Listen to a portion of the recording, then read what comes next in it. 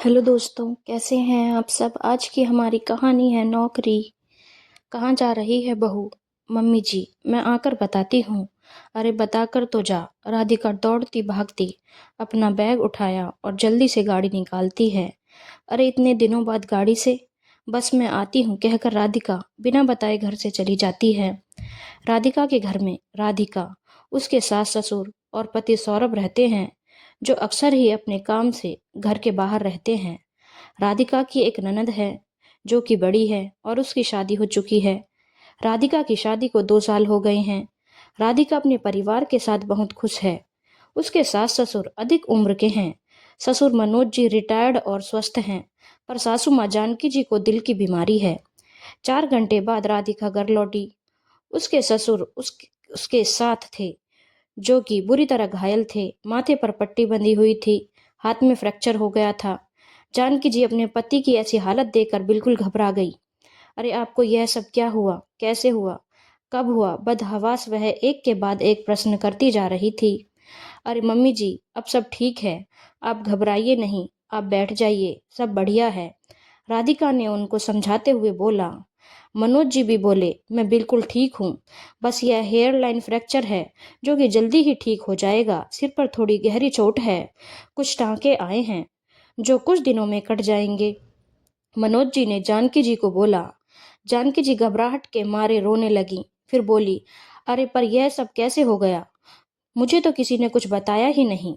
राधिका जल्दी से पानी लेकर आई और वह अपने सास ससुर को पानी देते हुए बोली, इसीलिए मम्मी जी मैं आपको कुछ नहीं बता कर गई थी, क्योंकि आप घबरा जाती। फिर राधिका ने बताया, मुझे एक अनजान व्यक्ति का फोन आया, जो कि पापा जी के मोबाइल से कह रहा था कि सड़क पर इनका एक्सीडेंट हो गया है। उन्होंने यह नंबर दिया है आपसे बात करने को, तो मैं आपको फोन कर रहा हूँ मम्मी जी। इसीलिए बिना बताए आपको मैं चली गई। यदि मैं आपको बताती तो आप घबराती रहती। घबरा तो मैं भी गई थी, लेकिन मुझे तो हिम्मत दिखानी ही थी ना। वैसे भी सौरभ शहर में नहीं है।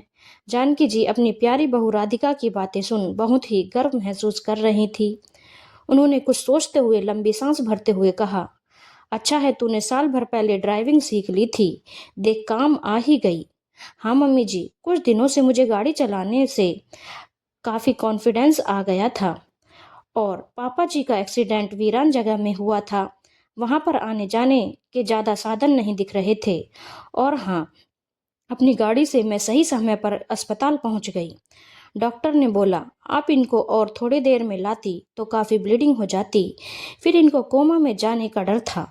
सर पर गहरा घाव है, पर चिंता की कोई भी बात नहीं है।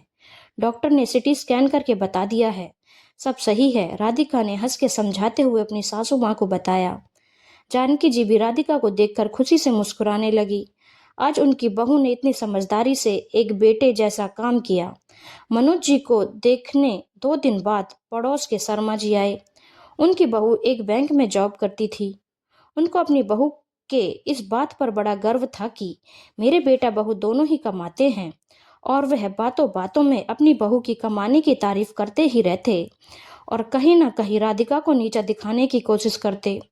सौरभ की बिल्कुल भी इच्छा नहीं थी कि राधिका नौकरी करे। पढ़ी लिखी तो थी, पर सौरभ कहता था तुम घर में ही रहो, नौकरी करने के लिए मैं काफ़ी हूँ। तुम मेरे माँ पापा और अपना ध्यान रखो, खुश रहो और जिंदगी के मजे लो, मेरे लिए यही काफ़ी है। राधिका को भी नौकरी करने की कोई खास इच्छा नहीं थी। उसे अपनी सीधी सरल जिंदगी ही पसंद थी, इसलिए उसने भी नौकरी करने की कोई जिद नहीं की। वह अपने सास ससुर के साथ मजे से घर में आराम से रहती थी। उस दिन भी शर्मा जी अपनी बहू की तारीफ कर रहे थे।